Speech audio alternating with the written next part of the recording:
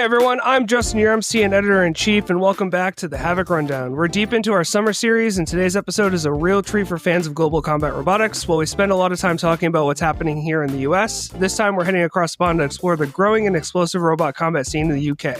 Whether you're a longtime fan of British bots, or just now hearing about events outside of Israel, this episode is for you. We're joined today by two incredible guests, Gareth and Ryan, the head judge and event organizer behind Robot Rebellion UK. Thank you guys for coming on. It's been a pleasure to join you. Looking forward to chatting robots. Yeah, definitely. Robot Rebellion is one of UK's most exciting and community-driven robot combat competitions.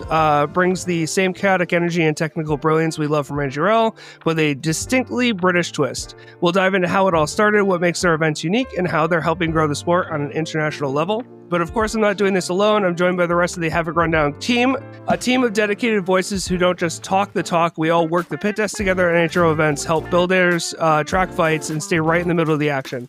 Whether it's analyzing matches, sharing behind-the-scenes stories, or bringing you the latest from the builder community, this crew lives and breathes combat robotics. Please welcome my crew, Ryan Hunter. Hello. Ashley Beckman. Hello. Tony Baker. Hey, everyone. And Thomas Carroll.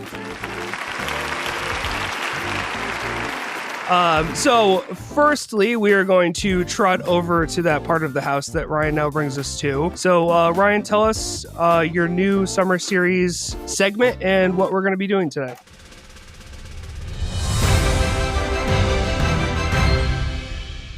We're gonna go into the map room again. Yay, guys! The games corner I had to rip out all the everything. I had to rip out the sheetrock. It's a mess. It's a mess in the game room right now, but it's gonna come back better than ever. I promise. Whatever was in there left. It ate everything out of my fridge. It's gone. It's gone though. All right, but we're gonna go into the map room. We're gonna ask our guests questions about where they are in the world and about their robot competitions.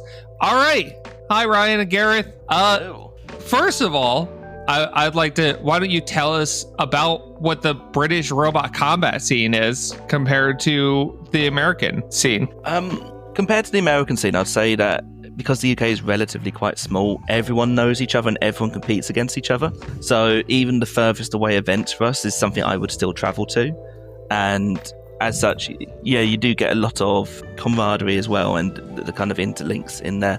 I'd say the biggest difference for me is just the style of robots that we tend to see. I think it's much more balanced in the UK, whereas in America it tends to be very big spinners, very big weapons, very immovable objects, irresistible forces kind of style. Not sure if Ryan agrees with that, as Ryan also judges in America as well. Yeah, I think the big difference I see is, if anything, in our audience and what our audience wants from them, whether that's through a web series or live at events. Pretty much, I'm not going to say pretty much everyone, but a lot of the people who are following the sport in the UK are following it with a strong nostalgia for Robot Wars. And that brings with it a very different set of expectations to someone who maybe grew up watching BattleBots back in the Comedy Central era. Our arena design still really sort of throws back to that era. A lot of the robots still throw back to it. And I think that has really impacted and continues to impact the kind of designs that we see succeeding. And also the designs we see not succeeding, if that makes sense, to people who are still coming along with that real sort of shed build attitude that comes back from the late 90s. Just throwing stuff in an arena and having a good time with it. There's definitely, watching Robot Rebellion, I definitely see a lot of bots that I'm like, I've never seen someone do that before. Even all of us have been on like almost every NHRL for years at this point, and there's still bots that show up to Robot Rebellion that I'm like, now that's a good concept. I've never seen that before. One of my favorite is like Sir Froggy, and a whole bunch of things. Yes. Like Sir Lancefrog is so great. I love watching your guys' content, by the way. It's really great.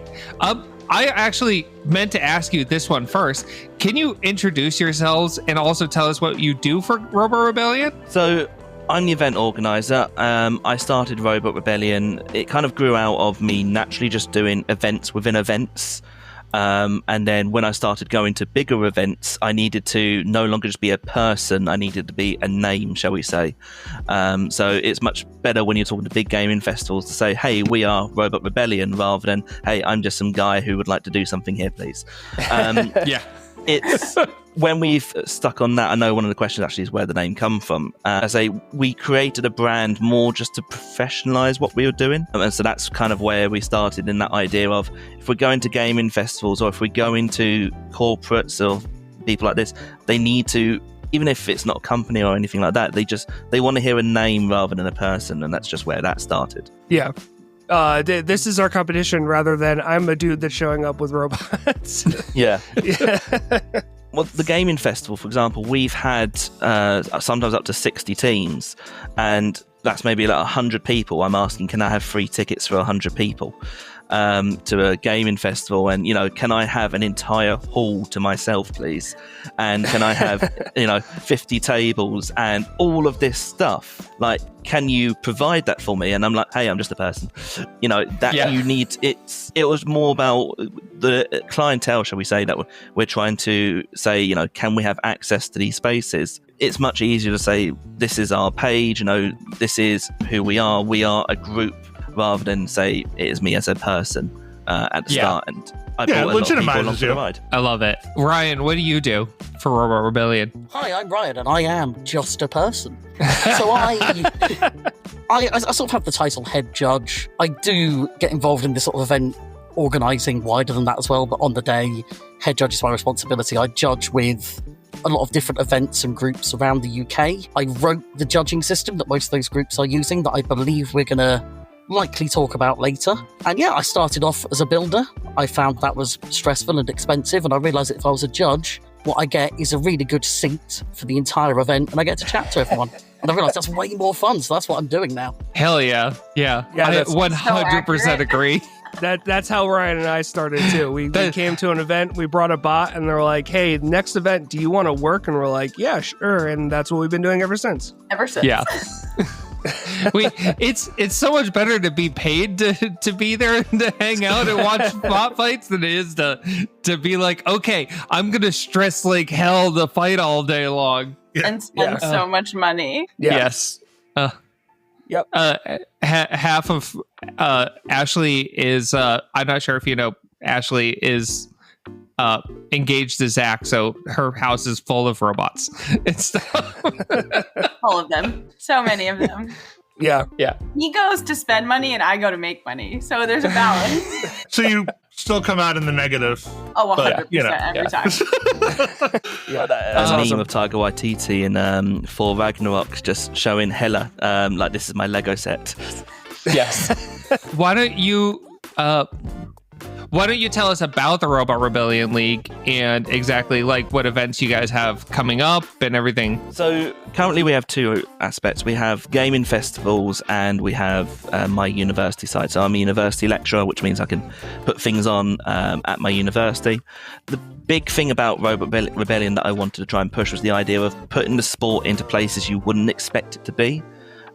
So I have tried to contact various places, gaming festivals, sports facilities, and these kind of places where you're not going to an event just to see robot combat. You're maybe going as a gaming a gamer or someone who's going to see a sport or something like that, and just try and get people who I feel would be interested in robot combat, but maybe not necessarily are looking just for robot combat on that. Yeah, so that was kind of like our target brand when we started. Yeah, that's something I think we feel the NHRL doesn't capture as well as some of the other competitions around here, like Motorama. Because when we were at Motorama, it was a huge festival dedicated to motorsports and all that kind of other stuff. And there was a lot of people that had no idea what was going on. They were able to wander over. And Ryan and I talked to 3 guys that wandered over and literally stood there for hours and asked us question after question after question about what was going on, to the point they're like, oh, we're going to actually do this now. Like, we didn't even know. They went from not knowing it existed to wanting to bring a robot. And I think that is something that NHRL has been trying to figure out is bringing in the new people, but it's harder at just a location or a YouTube that is specifically for that versus being at, like you said, a gaming festival where you might be there for something else and all of a sudden you wander over and you find a new passion that you didn't even know existed 2 seconds ago. So that's really cool. Yeah, I know you were talking about like with the sports and stuff. It'd be kind of interesting because I know they have like robot soccer. Like actually robot football to you guys to bring like an actual robot competition to like Wembley Stadium or something like that, to actually have that they're coming to see a football game and actually like see the robots and stuff too. That'd be like a really kind of a cool like crossover type kind of stuff. Yeah, it's one of those, we're trying to get things going, but unfortunately it's always a case of, because we're not a big corporation, you don't want to reach out to too many people in one go, but then most of the people you contact probably won't go anywhere. So like we talked for about a year to Formula E, and Formula E said that we could go to the Excel Exhibition Centre with them and be a demonstration if they didn't sell all of their corporate slots. Now, both years that we talked to them, they sold all of their corporate slots, so there's nowhere for us to go. But again, that's one of those where that is a potential, and if we went there, I think it'd be really good because you'd get people who are interested in electric sports, but not necessarily, what they're expecting to see. But unfortunately, we didn't get to go there in the end. Yeah, that's always the hard part. It's like it's that money aspect of it. It's like, how do you like get in, and then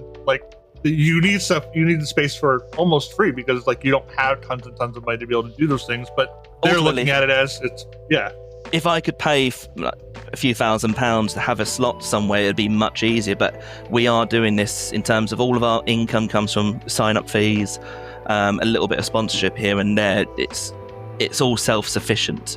Unfortunately. Well, you guys got added to a streaming service, I believe, right? The robot streaming service that currently the name is completely leaving me right now. Yes. How is that going? So with Mech Plus, we got things out of it and they got things out of it. I don't know the numbers of it right now. That's obviously for them. This year, we're having to downsize due to a change in venue, so we're probably not going to be doing the same kind of content as what we've done last year. But again, with Mech Plus for us, we got to say that we're doing things that we wouldn't be able to do otherwise without those kind of connections, and it means that I can now go to other people and say, hey, we're on a streaming service and we're all on this. And again, it's trying to build up those connections and try and make it naturally grow as best possible. Sometimes it's nice to be able to talk to someone just so then you can talk to the actual people you really want to talk to and say, hey, I've been talking to those people that you know. Yeah. So we've got things out of it, but not, money, fame, stardom or anything like that. It's very much a different kind of relationship from that. I think from my end, working with Mech Plus, it was just enjoyable to see that there is this group of people out there who understand the sport, love the sport, and are in that TV space. I don't necessarily think that, having the sport on TV is the holy grail. I think we can really thrive as local events that are predominantly for the builders. But I know it means a lot to a lot of fans of the sport that hope is still there, that it can become the big thing again. It can be on that national stage, and having something like Mech Plus working hard to sort of keep events going, keep getting them out to the public, funding things like Mechmania as well on the heavyweight scene is really important.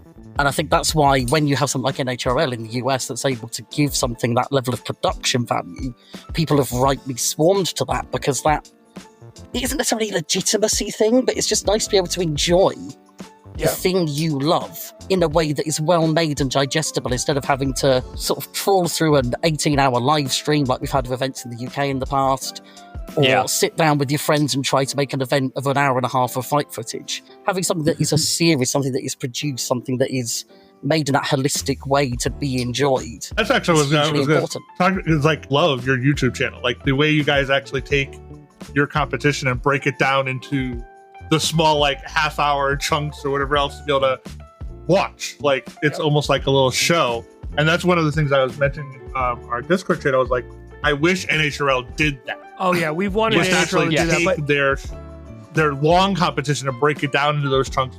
Watch it as like, oh, while you're doing something. sit down and watch it on your lunch break, like, oh, I'm going to watch Yeah. episode 2 of June or something like that. But it's interesting that you talk about the production value in NHRL and being on the national stage, because we do know that NHRL is currently trying to bridge that gap and bring it to more of a streaming, like more of a national. And that's what I said before, is NHRL has been trying to figure out that puzzle piece of bringing it to more people than just the people that already know it exists. And they've been steadily working on that, and it's making some headway every event, every year.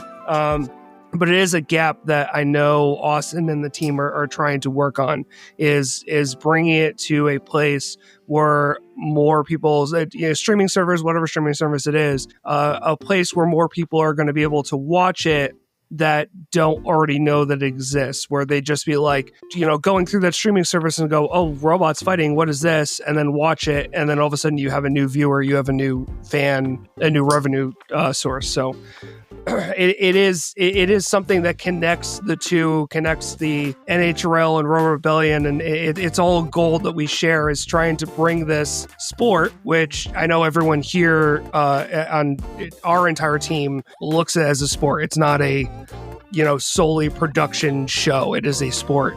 These the builders are athletes in their own way, mental athletes, and it's a sport that needs to be brought to more people and gain more attention. And I think that's a goal that we all have. It's a big thing I always have when planning the event, is that it's a sport first, and that we don't rig any draws. If there's any what looks like boring matchups, we don't change it. It is what it is. We put things in there to try and guarantee, we have seeds, for example, which means that every heat has a seed, which tries to mean that there's no heat with too many killer robots in it, or, no good robots in it, potentially. But we don't say rig the draws, we don't do selections, we don't do anything like that. But it's about, we have a narrative before the event of what we want the production to be, what we feel like the beats are going to be, and we're able to get about 16 half-hour episodes out of that, where every episode is a complete narrative. From start to finish, the robots for that episode, and at the end of it, you have a winner. You have, I'll see him later on in the season, maybe. And it's pretty much the very best of what the original Robot Wars was, where, again, every heat you had that siege, you had that one good robot, see how they do. Whereas NHRL sometimes can be the very worst of what the original BattleBots was, where you don't see every fight, you don't get that complete narrative of every single episode. It's just a collection of fights. Let's make a big thing out of this, I would really like to commend you guys on you're right. Every single episode of Robo Rebellion on YouTube, I watch it week to week, and every time it's fine to watch week to week, especially because every episode does very well at keeping a very this is the storyline and everything like that. And all the fights are amazing there too. You guys do such a good job capturing all the fights. I love the announcing team. It's great. You guys are awesome. Yeah, and the episode thing, we have been pushing for that, and we're, as far as NHL is concerned, we're contractors. We show up every event, we work. We're not part of the production team. We're not part of the planning team. We're not in that at all. You have 1,000 times more input into Robo Rebellion than we ever do at NHRL. So, but we have been pushing and asking for that for a very long time, for the production team to not concentrate on these little shorts as much, and to take those full streams and turn them into episodes. Because if they want more people to watch, they need to put it into a more watchable format. And that's something that all of us have been saying for forever, is you need to make it more watchable, because having this long stream that you tell someone, oh, watch this stream, oh, where should I watch it? Oh, I have no idea. Start at the beginning, but then you start at the beginning and you're only seeing the beginning matches if you have 30 minutes to watch. How are you supposed to do that? You're only going to see one chunk of it, versus a produced half hour of television that shows stories, shows certain bots, shows a chunk of the day Yeah, it's something we've been saying for a long time. So yeah, it's definitely commendable that you guys have figured out how to turn it into those watchable chunks. That's really cool. I like it. It is going to be interesting to see because I know NHL is going to be on Ocho with their June event. It is going to be so last year they had the teams event, which was very organized for it. It's going to be interesting to see how they actually took that whole day and broke it down into 25 minutes. Yeah. Well, I mean, during the teams event, they kind of took the teams event and they didn't really show fights. They were like, oh, this robot's about to fight. Here's a hit from that fight. And on to the next thing. So it's going to be interesting. Yeah. It makes sense to me as well that it's been done that way because we take a 2-day event and make it into about 8 hours of content. And that's a 2-day event with one arena. NHRL is running 6 arenas, 3 weight classes, and they're trying to take a day of that down into half an hour. There are always going to be massive compromises made there. Oh, yeah. Oh, yeah. So I have a lot of sympathy for whoever's job it is to work out what stays and what goes. Yeah, we're not sure how that. I mean, from what we understand, they're giving them they're giving ESPN a bunch of content, and then they're cutting it into however they want to cut it into. So we'll see how it actually turns out. We were very surprised when the teams event came out, as we weren't sure exactly what content was going to go into that. And when we were filming that, we were told to wear certain things in case we showed up on camera, and we were told to say certain, to be able to summarize what we do if we were asked. And yeah, there was a lot of unknown going into filming that we didn't know what they were going to film, what they wanted, what pieces were going to come out in the end. So it was interesting seeing that entire event turned into that 25 minutes. And this is I know it's only going to be prime time, so it's not going to be the entire day. They're only doing the prime time of June, so it's going to be a much smaller chunk of time that they're trying to turn into the 25 minutes. So we'll see what it looks like. Even then, if they just took... Sorry, I was going to say, if they just took go on, top Eric. 8, a top 8 and just follow the tree, just so the people watching, can see the tree, see where things are going. Yep. Because the great thing about editing is that you can remove the 2-hour repair time in between. Yes. Shall we move on to the 5 in focus and get out of the map room then? Yeah. All right, that's the end of the map room. Let's go on to the 5 in focus. You guys get out. I have some contractors coming to finish the game room. It's gonna be good. It might be dusty the next interview, but we'll make it good. Okay. Lots of shiplap. So that was Ryan's map room. We are going to move on to our signature segment, which of course is the 5 in focus. So for this segment, we each have a question to ask. They relate to what you guys do for Robot Rebellion, what Robot Rebellion is, the UK fight scene, just whatever. But there are 5 specifically targeted questions. Either of you can answer whenever you want, however you want to handle that. So it's up to you how you want to answer these. Ryan, I have your question up first. Okay, this is my favorite question to ask all of our international people. What are some bots and builders from the UK that you think more of the American and the world audience should know about?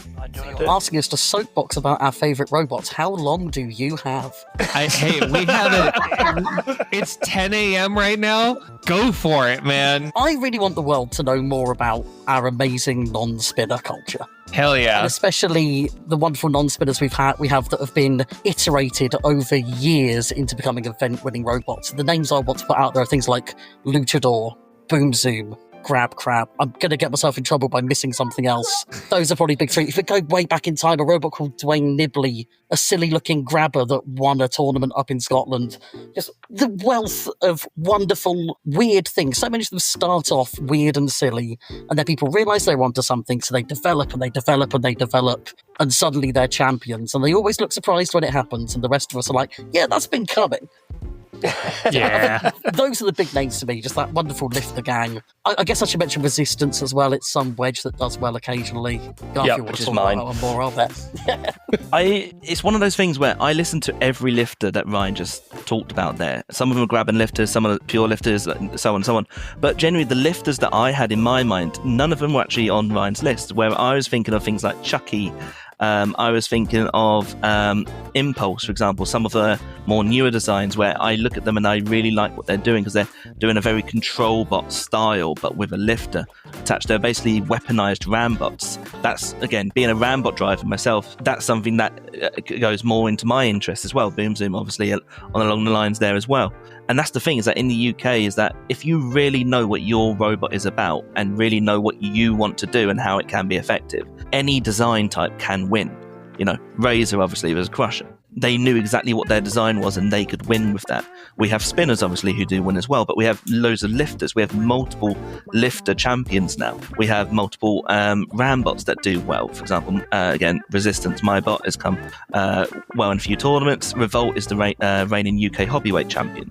That's my design of ram bot. But there's other ones like Limpet, for example, and I can just keep on naming for every type of design, to the point where if you name a really obscure type of design, we can probably find someone who does that, and actually either they do really well now, or you think, oh, a few iterations and they would do really well. You know, grab and lifters are coming on very strong now. We have the sort of like dual action ones are making a comeback with Impulse after Tormentor used to do quite well in the championships. We go through phases where there's different types of designs coming in and out of focus. You know, we had a year, for example, where hammer swords seemed to be coming top 4 in every single event, and we go through phases like that where it's just constantly changing, constantly adapting. We're in that phase, that overhead hammer saw phase. I love Chucky. By the way, I love Chucky and Luchador. Chucky and Luchador are so awesome to watch fight. I that is something I super appreciate about the British scene. Like, having a pit, having a very unique shaped arena really makes it feel better to have a lifter or a like Rambot or something like that. Don't steal my question. Yeah, I'm skirting around it. I'm skirting around it, Tony. Be careful, Ryan. Yeah, I think the way to summarize it is, in the UK arena, every type of robot has a win condition. Yeah. Yeah. If you have a win condition, you can have versatile designs, whereas in America, it does tend to be irresistible forces versus immovable objects. And unfortunately, NHRL bans the immovable objects. Yep. Yes. Yeah.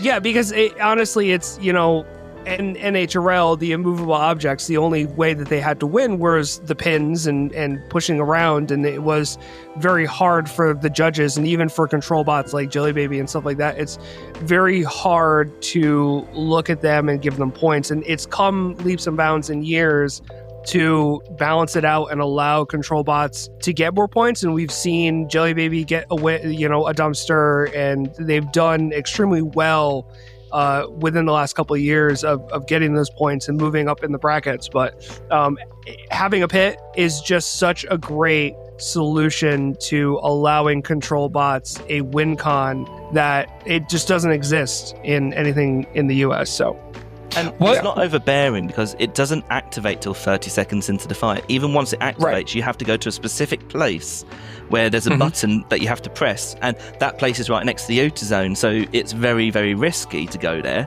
And even then, the pit's on the opposite end of that. Again, as a Rambot driver, I just have to survive for 30 seconds, and if you can't survive for that first 30 seconds, you know, you're not going to win. Right. Yeah. No. Yeah. Ashley. Right. So now that we talked about some of your favorite robots, what are some of your favorite, like, fights? And it doesn't have to be specific to you guys in general, and Robot Rebellion, but just like favorite fights in general. Shall I let Ryan go? The Loaded problem I question. have is that I think I've now surpassed the 1,000 fights judged mark. And I barely remember any of them. Wow. I can remember some absolute stinkers. I can remember some awful fights that I've judged, but the good ones are really, really hard to recall. I think one moment that really stands out for me, and I'm afraid I can remember both robots. Excellent. This was at a new bots event a couple of years ago, run by Bristol Bot Builders, who a lot of your audience will probably have heard of. It was Aggro Wobber, a hammer bot, against, I believe it was Bonkers. And if it's not Bonkers, I'm very sorry, because it was a wonderful robot. And it was a single hit KO where the axe just got down right behind the weapon, and there was just that almighty jolt of a weapon stopping far more suddenly than it ever should. And there was the moment of the hammer just slowly retracting, and Aggro just backing off a little bit and realising they had killed it in that one shot. That's awesome. I think for me, just in terms of that sort of little moment of a memory of a fight has always stood out since that moment. That's sick. That's almost, you want to hear like the headshot or the one of those announcer voices from like Quake or something. Like, yeah. So the reason I wanted Ryan to answer first is purely because I feel, for me, the best fights that I remember are the ones where the judges cannot make a correct decision. The ones where they... Funny enough, what I was thinking was some of the worst as well. Yeah. The ones where the judges have to look at the robots and like we're saying to them, by the way, we want to put the next fight in, by the way, can you hurry up, please? Hurry up. You know, those are the ones that generally tend to stick in my mind the most, or like I really like the best. Unstoppable Force versus Sprocket Raccoon in our last series. I think everyone agreed near enough that that was our best fight from last series. And again, that's one of those that really sticks in my mind because it's...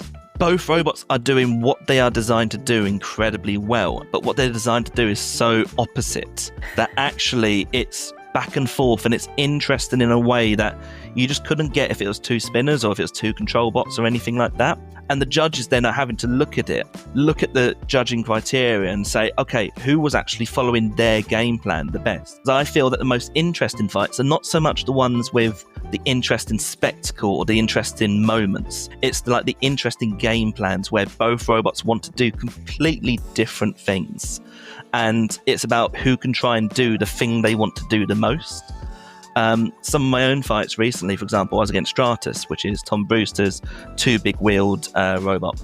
And I put the wedge on the front of my Rambot. And going into that fight, a lot of people were saying, why are you putting a wedge on it? You're going against a vert. And I'm like, Stratus is two massive giant wheels. Ground game means nothing anymore.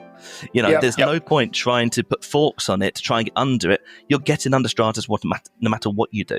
What you want is to present something you don't mind it hitting. And it's at that kind of upper level, shall we say, of game plan and like executing that. It meant that every hit had to be straight on, because if he got round the side, he'd knock it out, these kinds of things. And executing that game plan is what I found really interesting watching back. And again, Sprocket Raccoon and Unstoppable Force was the one that really stuck out to me in that regards last year, because they were both doing completely different things and both either giving or taking that plan of what they wanted to do. I think that's the piece that, like, we're talking about how like the builders and stuff are athletes. That's the athletic part of it. Is it's not necessarily the how fast they're running around. It's that mental game, and it's that the driving skills and everything else to get the bot in the right spot and how you're going to do it. That's what's makes them an athlete and makes this a sport. Well, yeah, that's what I said when I said athlete. I was like mental athlete. So yeah. So before, well, also the other physical part is I need to be in the pit for 2 hours straight, just screwing my robots. Yeah. So I don't mean to pit you guys against each other, but Gareth, was there any time that a judge's decision was made that you can think of where you went, well, I don't personally agree with that, but okay? I mean, I have judged alongside Ryan, and actually our decisions tend to be quite similar. The thing is that the decisions we tend to have that are different, when we actually look at the points, they're not actually that different. It's that maybe we gave the exact same points, but one either side. And it's fights like that where the result is massive, obviously, because it's a win for one side or a win for the other. But actually, when you look into it, with the way we tend to judge and the way we go through the criteria and all of these, it's like we're never going to have one judge give 6-0 and the other one gives 3-3 on something.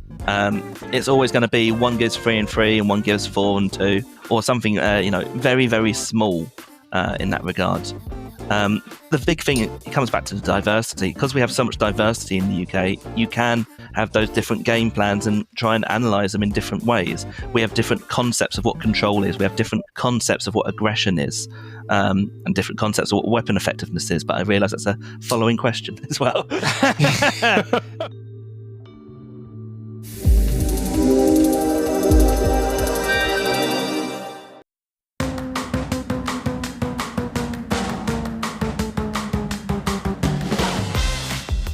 Just Because Robotics brings you the latest and greatest in Beetle-weight drive motor technology, the Blitz Lite, mini size for mighty drive. At under 45 grams, these are the lightest and smallest 6mm shaft drive motors on the market.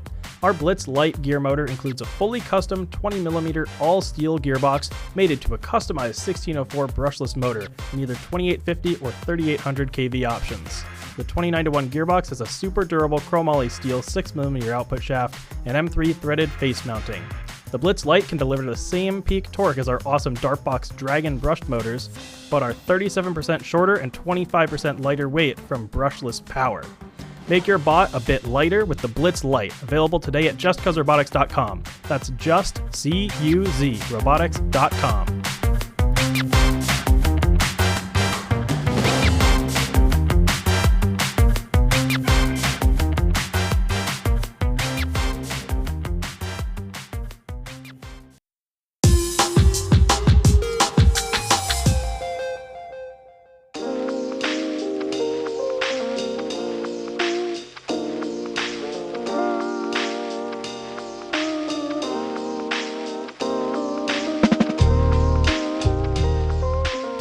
Hey there, bot fans! Are you ready to take your love for the Havoc Rundown to the next level? We've got a ton of ways for you to join the action and support the podcast you love.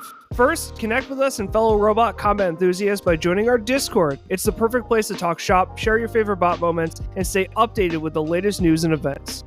Make sure to follow us on Facebook to stay in the loop with episode updates, behind-the-scenes content, and community highlights. It's all happening right there. And if you want to show off your Havoc Rundown pride, check out our merch store on Bonfire. Right now, we've got the official Havoc Rundown logo tee waiting for you. Head to bonfire.com/Havoc-Rundown-T to grab yours today.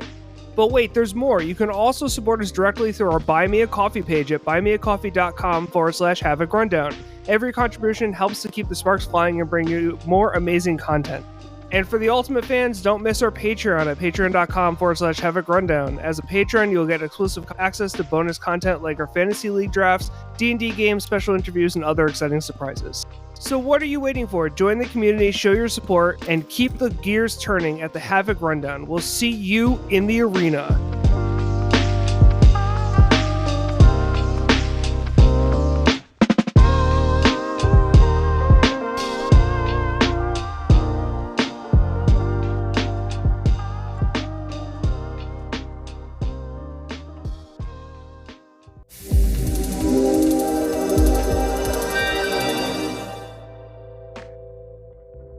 Before we continue to dance around Tony's question, Tony, why don't you go? Yeah. So I wanted to talk about arena hazards. So one of the, I see you guys have the pit and stuff like that. Are there other ones that you might think about adding, or why did you actually choose the pit as a hazard? Like in the United States, we have basically boxes. We don't really have those hazards. You know, in BattleBots, they added the shelf, and that was really controversial and stuff like that. But you guys have a pit, which is totally different than what we see over here. I think it's fair to say that we've always had a pit. It's time immemorial. You know, Robot Wars had a pit, so we was always going to have a pit. The beta weight arena has changed since it was first built. Originally, it had one wall was a hole out of the arena zone, but that was a bit too big. You know, when beta weight scene was starting, it was fine, but as they got more and more competitive, people were just going over that wall far too often. So it became smaller. Once it became smaller, it was like, oh, put it in a corner then. Put it in the opposite corner to the pit. And so on and so on. It's a 2x2 arena in terms of meters. Not imperial, but 2 meters by 2 meters, which means that it's a meter by meter squares, and there's 4 of them. So putting the pit dead center in one of those squares is just easy to make, easy to do. And then putting the pit button in the opposite corner, again, it somewhat built itself in terms of like we're looking at how the events are playing. We liked certain things. You know, the arena walls aren't quite on the floor, for example, and it meant that as people developed forks, people started getting their forks stuck in the arena walls. And we talked about, oh, we should probably improve this because obviously the arena's not good enough for what people are trying to do. But then we realized, hang on, they're using forks. Do we like forks? Not really. So if you're getting stuck in the wall, that is your problem.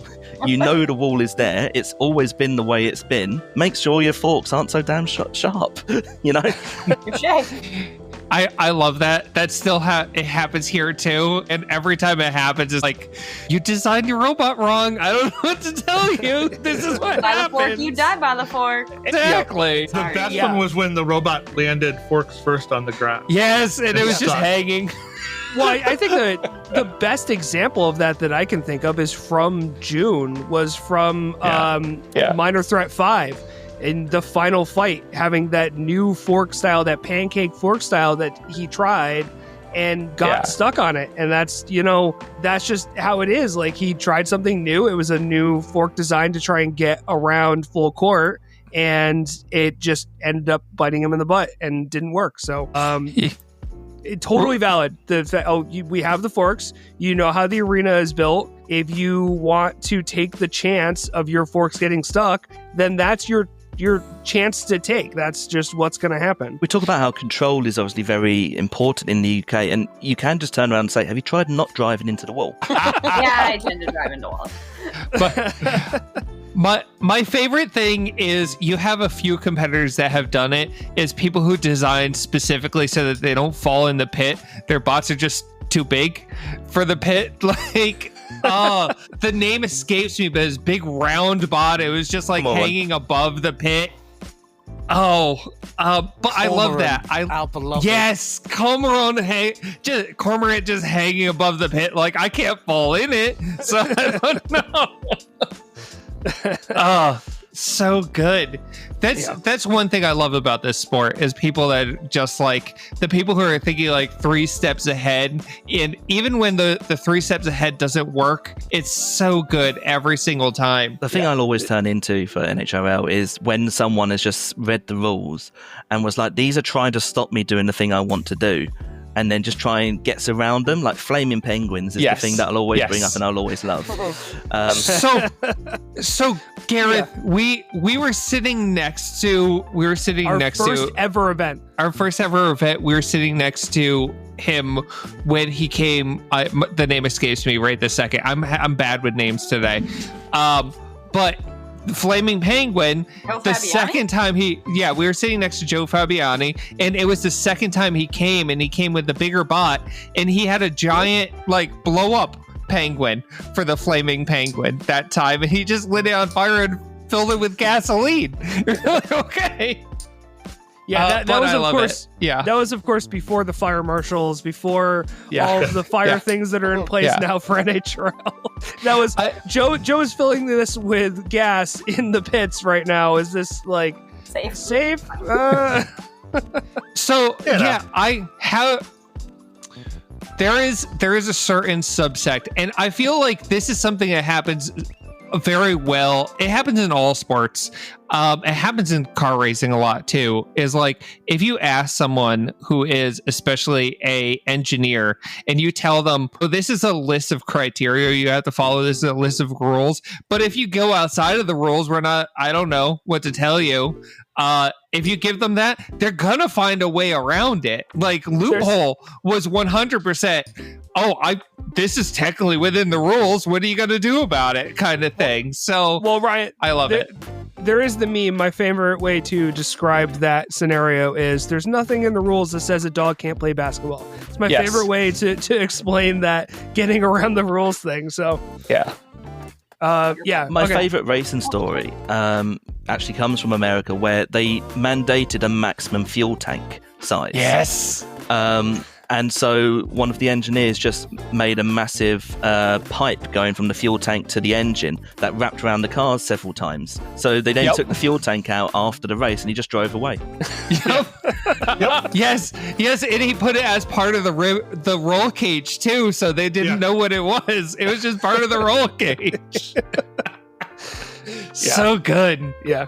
Okay, so going off of that, my question is, what advice would you give a team in the U.S. looking to compete internationally, specifically at Robot Rebellion? Oh, that is an excellent question. I think Ashley's laughing because... go ahead. So I think the main thing for me is you need to remember to be versatile, because there are so many different designs and so many different designs can be effective. A lot of American robots are really, really hyper-focused on a single thing, just on that single win condition, like all weapon, no armor, or these kinds of design styles. Versatility for me is the big thing, I'd say, that you need to be able to adapt. I think my key piece of advice would be Sunday is way more fun if you lost on Saturday. Because we're a 2-day event, we have our group stage, as it were, on the Saturday. And then on Sunday, we've got our top 16, top 8, whatever. I really should know which it is.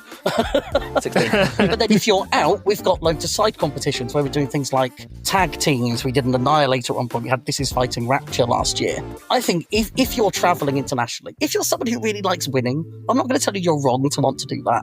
But if you come along, have a good time in your first few fights, go out well, you're then going to get to go do something weird like a tag team we don't usually get to do. They're casual fights. We kind of abandon the rules half the time. You're going to have so much more fun doing that. So come to the UK, lose, have more fun. See, Best advice ever.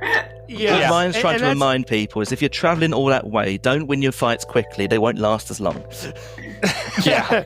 You get way more for your money's worth if you take every fight to a JD. There we go. Make Ryan work. Yes. That's a struggle that Please we that's a struggle that we have. We have Megan, who's on our team, who is in charge of freestyle, and it's very frustrating because we're only a one-day event, and because we have so much to fit into that, it's very hard to get a lot of the things that we want to do that are not straight robot fights, like the tag teams, like the rumbles and stuff like that in. We try and push freestyle fights, we try and push these rumbles, but production has a certain schedule that they're going on, and sometimes that schedule is even tighter than it should be, but they have a schedule that they're going on, and it's hard to try and fit those things in. Whereas a 2-day event, you have that second day where like, oh, I'm looking for this big block of time. Let's throw a team rumble. Let's throw a King of the Hill. Let's throw like a lot of the other things that we have really want to do that we have not been able to. And I think we mentioned it last episode with Tim. One of the things that we also want to do that we wish that NHRO would put into place is an event that was a full day event that wasn't anything to do with competitions. It's just Robot Olympics. It's just all of those events, and that's just all we do all day.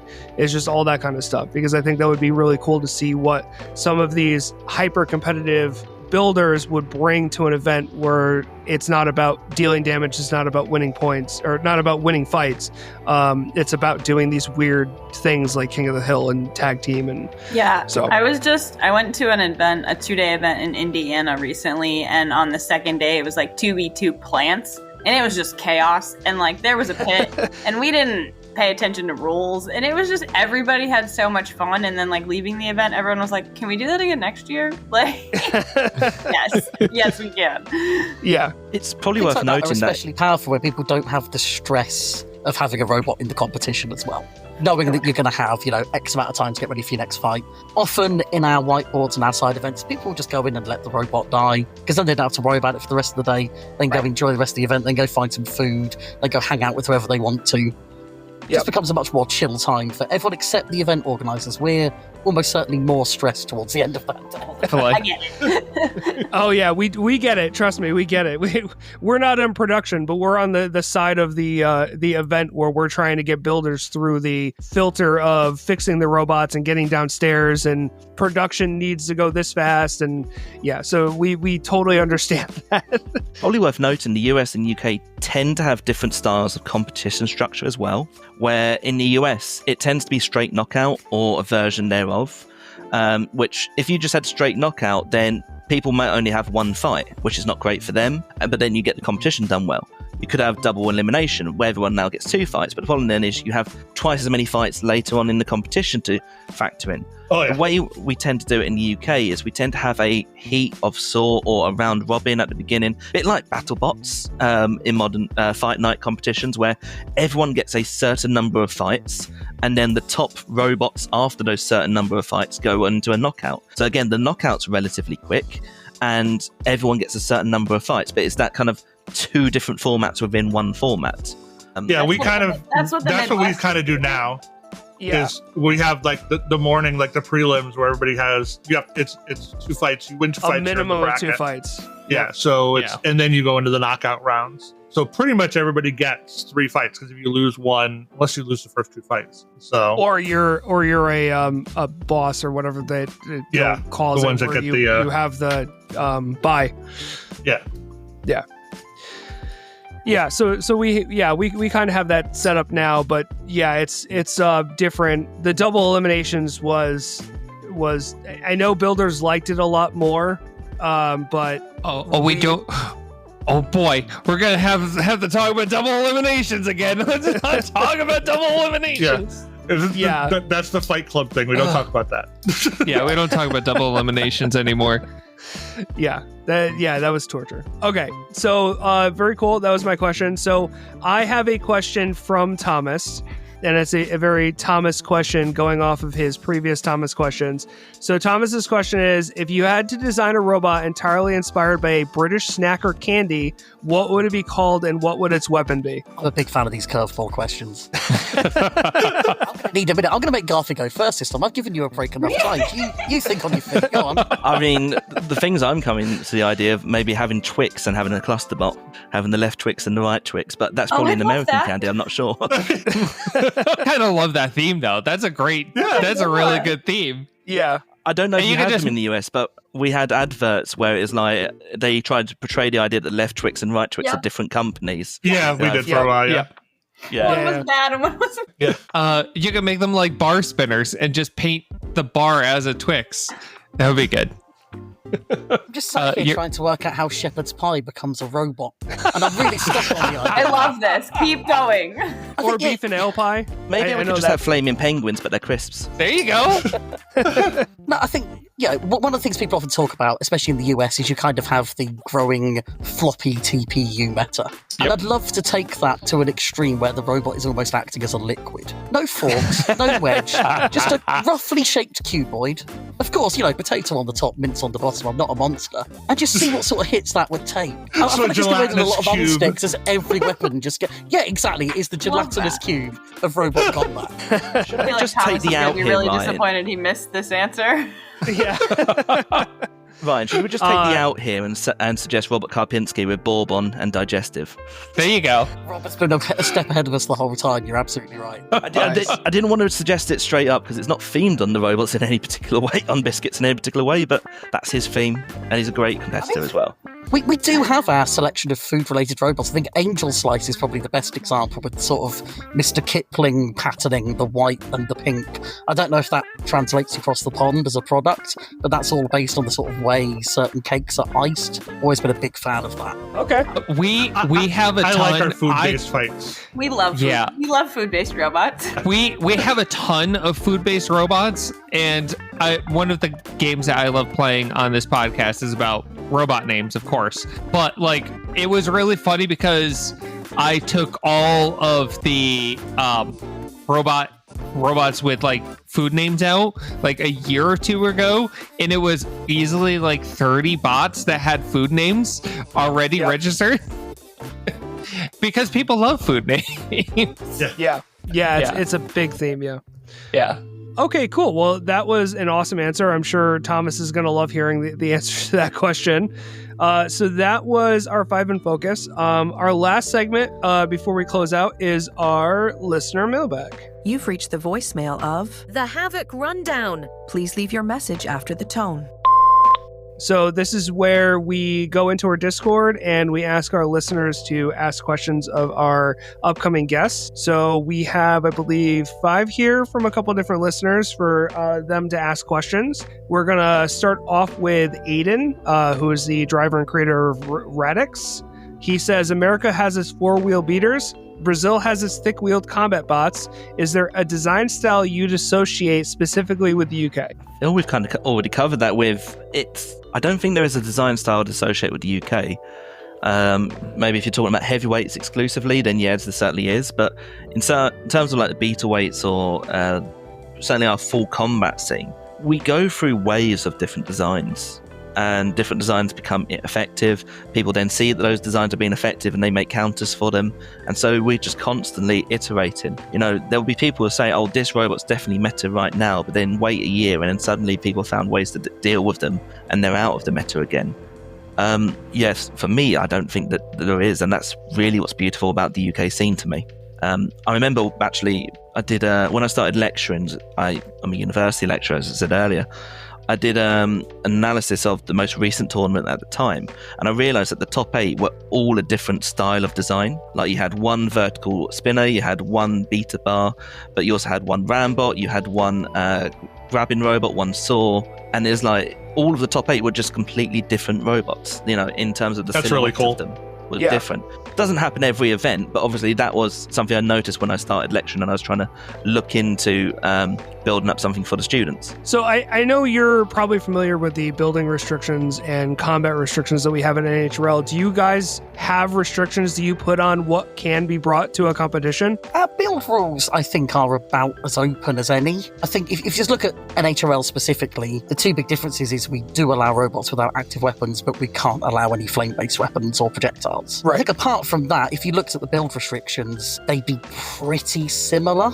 If you go to other weight classes, we, for example, have a pretty, I was going to say thriving, it's still quite small, but it's growing really well, sort of sportsman featherweight scene, for example. I think I really want sportsmen to become a bigger thing in the UK. I'm probably the person biggest on the soapbox there. We've got a few pub events that are now running modified rules that really sort of lower the power level of spinners. So that's maybe the bigger area of difference, that we're doing a bit more sportsman stuff. Yeah, Gareth, you might completely disagree on a really technical side, but I don't think there's a huge amount of difference. I mean, the only real limit I can think of that maybe NHRL wouldn't have is, say, 250 mile an hour tip speed limits. But even then, realistically, once you're over 250 mile an hour, you're just doing it for the biggest number. Yep.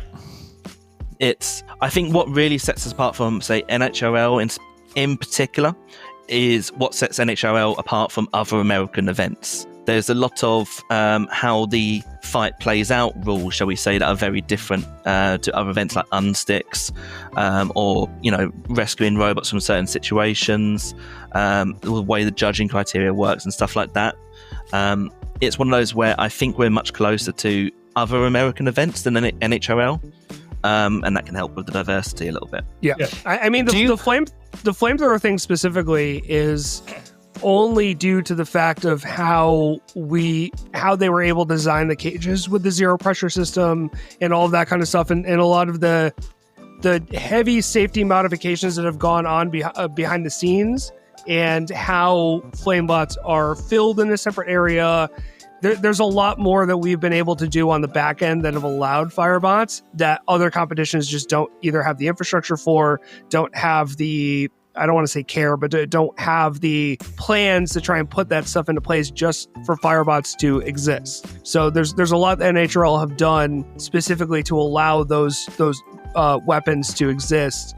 That you're right, that is one thing that sets NHRL apart is that they've put the money and the time into making sure firebots can be safe, whereas other competitions are not able to do that or just don't want to do that. I'm curious, do you guys get the same really bad suggestions for weapons to put on by random people that the US does? Let's go through a couple.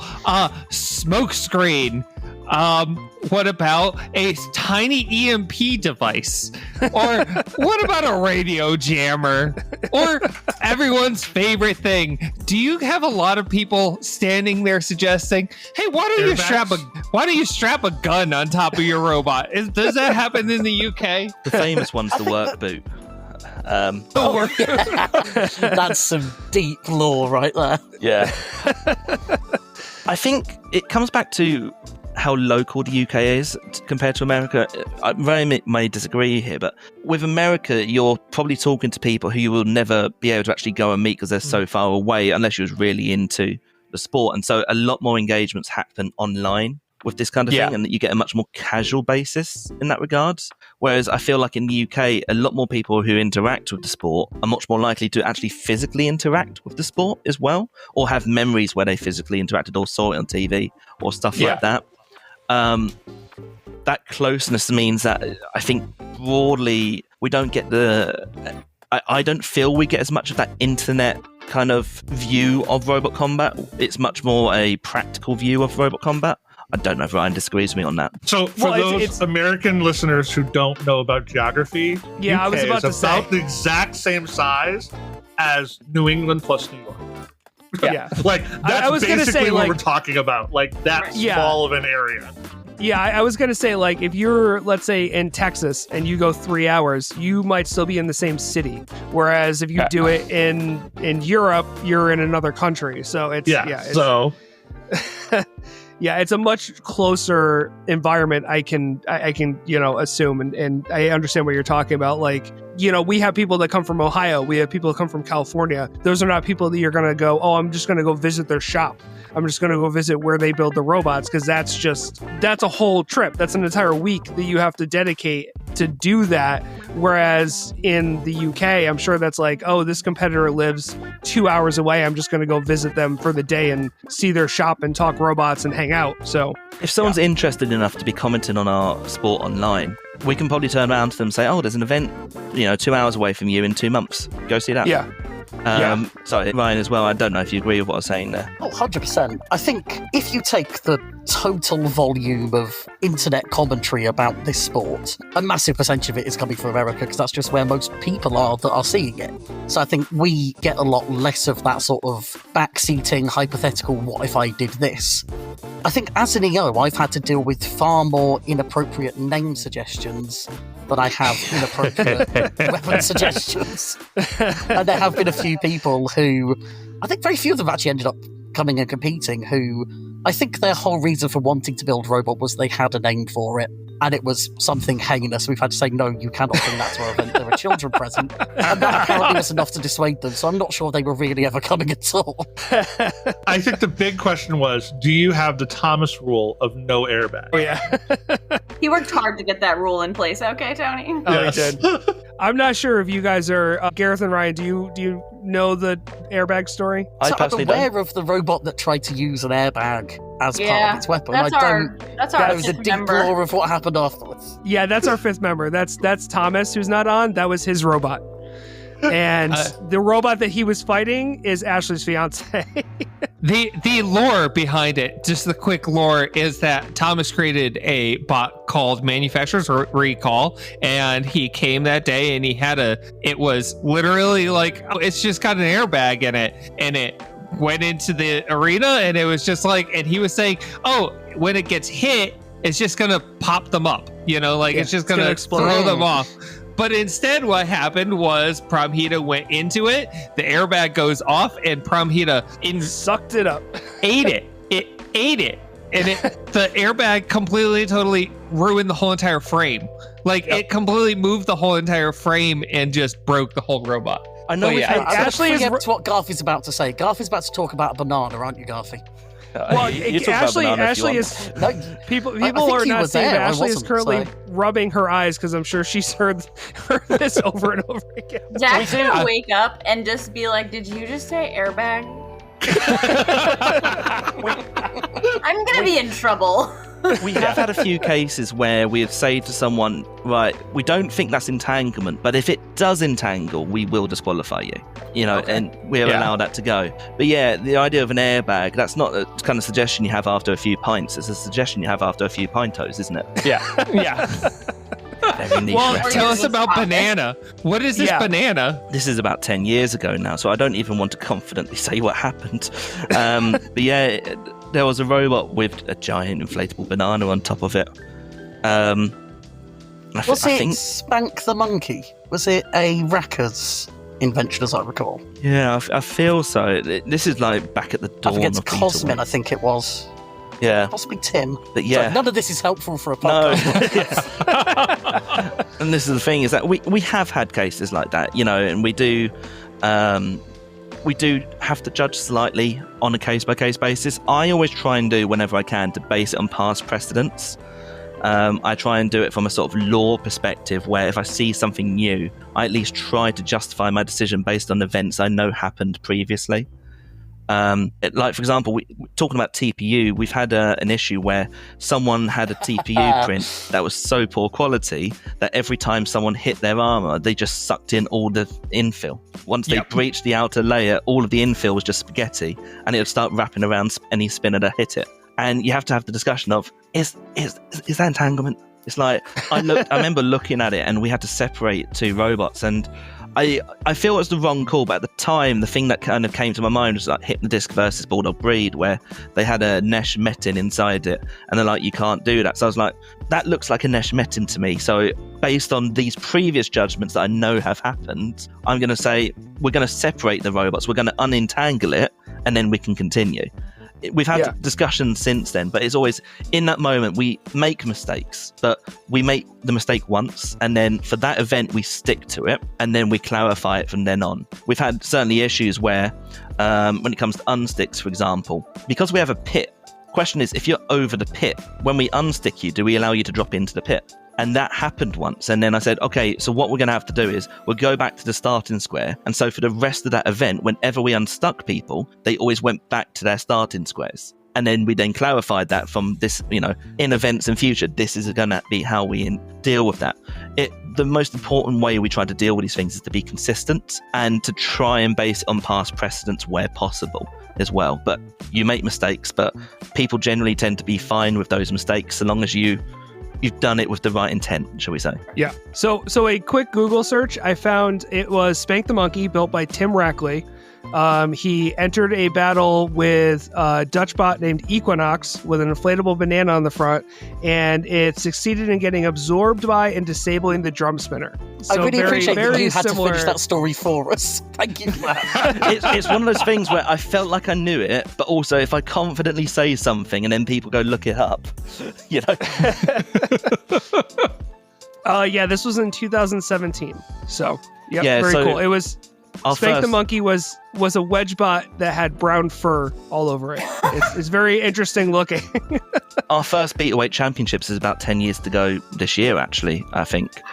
I think it was 2015. There were individual events I know before that, but I think the first UK Championship was 2015. Okay, very cool. Well, congratulations on your 10 years. Yeah. That's awesome. But I'd say that shows how close that was to the start of the scene, shall we say. Yeah. So the next question comes from Nick from Crafty Cat Combat. He said, what's more important, how many stones a weapon weighs, how many furlongs wide a weapon is, or how many cubits the weapon diameter is? Given that we live in the future, we should be thinking towards the space age and measuring everything in parsecs anyway. Forward thinking here. Come on, this is a tech sport. Yeah. Best response. I remember reading this question actually, and the thing that went back to me again, I'm a university lecturer, and I tried to make my lectures fun, loads of puns and all of these kinds of things throughout. And one of my first lectures when we have students who first join us is I give them a test where they have imperial and metric questions, and in the metric questions everything is the same, but in the imperial questions everything is different, just to point out why we use metric. A boat and a car are having a race. They're both going at 20 miles an hour. Who wins the race? The boat. Because 20 nautical miles are further than land miles. These kinds of questions. American pints are larger than UK pints. Stuff like that as well. And it's one of those, when more countries had imperial units, it used to be even more fun. So, yes. As a math teacher, I all our agree. fault anyway? Didn't we invent all of them anyway and just spread them? We have to take all the blame. Well, isn't it something like what is it, like 50 different countries have a Independence Day from the UK? I think it's something like there can't be, the year doesn't go more than 2 weeks without an Independence Day from the UK being celebrated, or some crazy fact like that. So yes, you guys are responsible for the spread of a lot of things. So, So, in the grand scheme of things, I'm not sure measurements are the bit I'm worried about. Fair enough. Yeah. So you've already answered one of these questions, but Tiger Hawk Labs asks, what's your favorite fight you've ever recorded, and what's a bot design you'd love to see at your next event? Robot I would love to see at our events, specifically talking about the US, and that is Jelly Baby. I would love to see Jelly Baby in a UK arena. I think it'd be very hard to stop. Actually, yeah, I think Jelly Baby would do amazing in the UK. Yeah, they would Jelly do Baby a pit and it's over. Yeah, Oh, absolutely. Hand that trophy over on the Saturday. Absolutely. Is there any other American bots that you'd like to see over there, and vice versa, like British bots that you think should come over here? I know we had an event where a whole bunch of BBB builders came over. I would like to see Thunderchild just purely because Nate. Always love to see Nate. But Thunderchild is a very similar robot to mine as well. We traded a lot of designs on various things, but because I think I'm not sure if it's this question or another one where they're like robots from around the world. The next question asked. I'll link for that. Yeah. Okay, I also would love a Nate reunion, because Yeah. Thunderchild was my first ever fight back in Bogglebots 2019. Nice. We were pitted with Nate. They were lovely the whole time. I've never seen someone with a level of adrenaline that Nate has. They were coming back to the pit table after a fight, and 10 minutes into taking the robot apart, their hands were still shaking. That intensity was really quite something to be around, especially when you've got, the more whimsical people in the pits as well, the people that aren't taking it at all seriously. And then there's Nate there, who is there to win and definitely could. Yes. Wonderful person to be around. Yeah, It's fantastic to have them. Nate is one of those people that drives just because he loves driving robots, and he drives other people's mini bots when we have mini bots. Like he just drives to drive, and he's an insanely good driver when he's behind the stick. So Yeah, famous mini-bot Thunderchild. I should also point out, you mentioned the BBB gang coming over for an NHRL. I believe that was the week before that year's Robot Rebellion as well. So they came back to our event straight after it. Some of them, I think, still quite jet-lagged, low on spares, carrying damage. Some of them had a real time getting through our weekend because of that. Real commitment to the sport from that group. Yeah, and I remember watching that your event that year going, oh, I remember that bot. Oh, look at that bot. This is the same bot. Look at that. So Alex from Team Pandemonium says, which bots from outside of the UK would you be happiest to host at your events? And I think that's basically the same question that we were talking about. But are there bots that compete in other countries that you guys have never had at your events? Like maybe Netherlands events or Germany, or are there other bots that you see around Europe that you're like, oh, I wish they would come to Robot Rebellion? I'm again going to go for a person rather than a robot, but Ben from Team Panic. Team Panic have come to Robot Rebellion before, 2 or 3 years ago. And again, loved having them then, would love to have them again, Same with Nate. It's such a people sport, even though it's all about the robots. And when someone's making such a commitment to come over to another country and traveling so far, it's nice to be with the person as well, not necessarily thinking, oh, I'd like to go against that robot, or because ultimately you may never actually fight that robot. Me and Tom Bruce have been competing since he started, and we've only come up against each other twice, and we regularly go to near enough every single event. So it's just a random luck of whether or not you get to fight that robot. So it's nice to actually meet the person, and that's what I tend to think of. These are the people I'd like to see again, or people I'd like to come over. Speaking of Team Panic, that's actually our next interview. We're actually going to be interviewing Team Panic and Ben. Fantastic. Yep. If you have any questions for him, just ask, and we'll ask him. Yeah, post them in the mailbag. Yeah, I think you guys are both in our Discord now, and if not, Tony will get you in the Discord. Just throw it in the mailbag. That's what the mailbag's for. Yeah. So I have played extensive amounts of D&D with Ben. So all I have as questions are about D&D at this stage. That's awesome. We're very much big D&D fans. So I mean, Ryan, you have 2 games? You run one every week, and you play one every week, right? Yeah, I run a game on Mondays, and then I play in a game on Thursdays, and sometimes even run that game too. Yeah, and I'm currently trying to develop my own RP system. So, we're same mindset. We love that. Okay, so the last question in the mailbag that we have is from the ever amazing Tom Farkas. He says, thoughts on weapon effectiveness versus damage for judging criteria. I think this is a more Gareth, you judge as well, but a Ryan question. So you're going to get a very biased viewpoint here because I wrote the weapon effectiveness system. It was something that it's funny we've just been talking about D&D actually, because it was inspired by a Matt Colville video, if that's familiar to some of you, someone who sort of writes, TTRPG systems, has a sort of real history in that space, and does a lot of really good YouTube content about game design. And they said something that really stuck with me, which is the behaviour you reward is the behaviour you encourage. And I sort of looked at the current system we had and I went, okay, what does this reward? And when you have a damage category, you are rewarding doing damage, which means you're also rewarding avoiding damage, which means in a lot of cases you're not rewarding risk. And what I really wanted was a system that would encourage anybody, no matter what robot they have, to take risks with it. There have been far too many times, and this is in for UK events and for the US, where I've been involved in judges' decisions where people have succeeded by not using their robot for what it's intended for. people who are up against a horizontal, they have a lifter and they keep it up the whole time to stop it getting hit. And I really wanted to create something that went, right, build a robot and use it for what it's intended for. And with the help of a lot of people, I cannot take credit for it alone. I also can't list everyone that was involved. We eventually arrived at this idea of weapon effectiveness, which was actually being used by an online series that was, I think, operating in...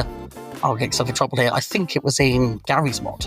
And that was the system they derived that. We went, hey, that's actually pretty good. So what we now have, this is used quite widely in the UK, is a system where damage is still what you're scored on if you have a damaging weapon. But if you are a lifter, a grabber, a control bot of any kind, we're now able to give you credit for all the things you do through the fight. Garth, you wanted to jump in? Yeah, so I just want to build on a point you was making before you move on. It's just, how many spinners do we know of 2 minutes into a fight turn the spinner off but then turn it back on with 10 seconds left to go? Right. Because they don't want their weapon to go down, they don't want to be damaged, and they want to be able to prove that they are not damaged by the end of the fight. But in a weapon effectiveness system, you have to be using your weapon throughout. I'll go back to Ryan. Just wanted to cut in on to expand. No, I appreciate it. So yeah, that was the intent. We got to test it first at a Bristol Bot Builders event, and then it slowly rolled out to a sort of lot of UK events. I think for our scene and the things that our builders enjoy and the things that our audiences enjoy, it's working really well. I think if you tried to transplant it into something like BattleBots or NHRL, it would probably be an absolute flop. I think it's very much about encoding a philosophy of what you want the sport to be, and I don't think those groups want the sport to be the same that we want it to be.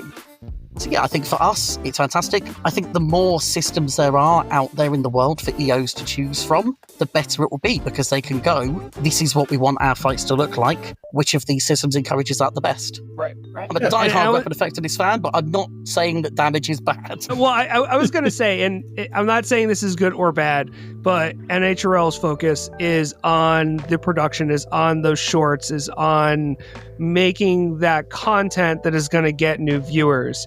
And I think the damage system, the system that we have in place right now, and what we reward is definitely trying to point towards those bigger moments that they can turn around and turn into content that then gets more interaction, more enjoyment, more people to come and watch what we're doing, and more engagement. So our system is a lot different, and I think it is more targeted towards that online shorts, content kind of thing. Is I want to see those big hits. Yeah, big booms. Yeah. I want to see, and even with the control bots, the NHRL doesn't allow any bot that doesn't have an interactive weapon, because they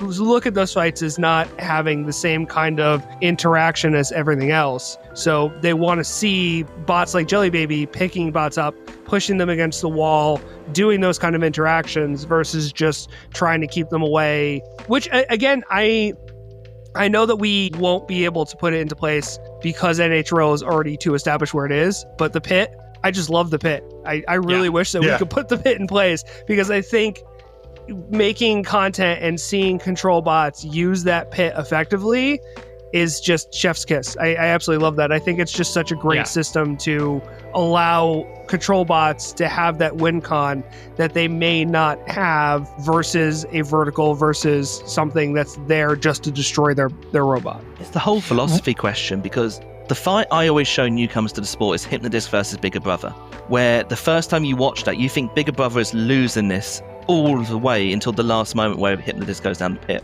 But then as you get to know the sport more, you actually realise that Bigger Brother is on top a lot earlier than what most people realise, because you can see Hypnodisc starting to slow down, starting to get sluggish, and all of these different things. And it is a philosophy difference. Not saying this is an HRL, but if you were to take it to its extreme, you could have an hours of filming for 10 seconds of content.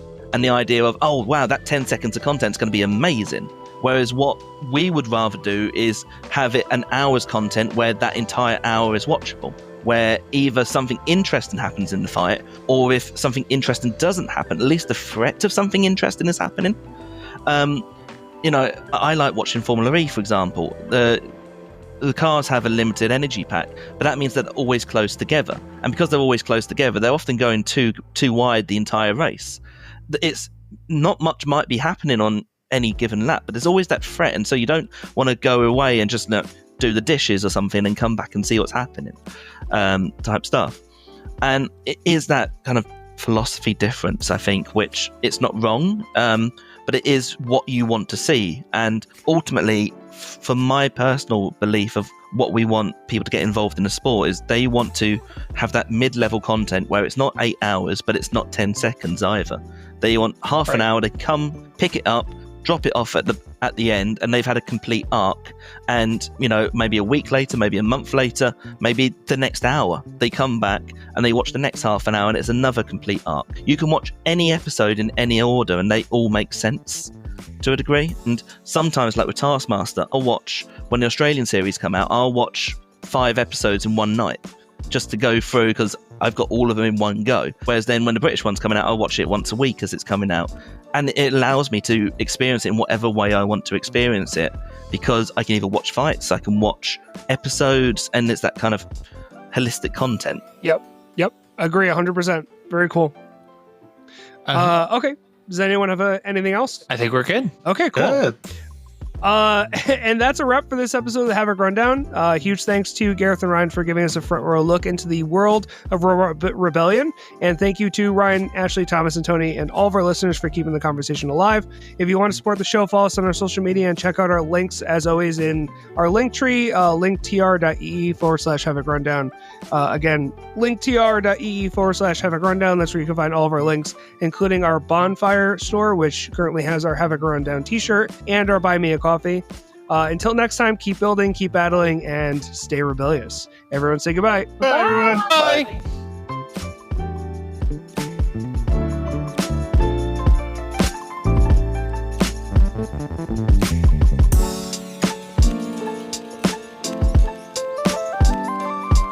Bye.